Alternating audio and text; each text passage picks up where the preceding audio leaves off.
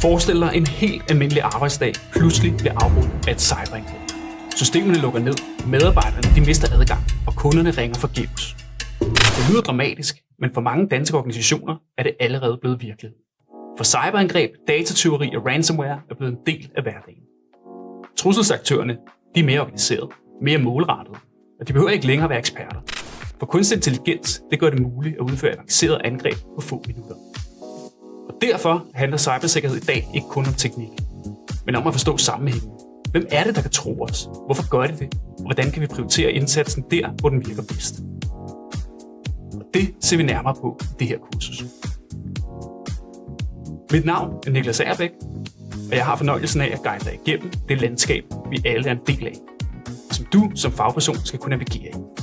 Allerførst så stiller vi skarpt på de begreber og standarder, der danner grundlaget for professionelt sikkerhedsarbejde. Derefter så ser vi på trusselsbilledet og på, hvorfor det er vigtigt at kunne kende forskel på f.eks. statslige aktører, kriminelle og aktivister. Vi ser også på, hvordan du kan vurdere risikoen hos dine leverandører, hvordan kunstig intelligens ændrer spillereglerne i cybersikkerhed. Til sidst så samler vi det hele i et blik på, hvordan du kan bruge din trusselsforståelse til at vælge at prioritere de rette sikkerhedskontroller i din egen organisation.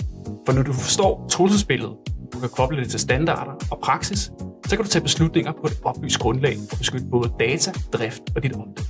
Med de ord, velkommen til og rigtig god fornøjelse.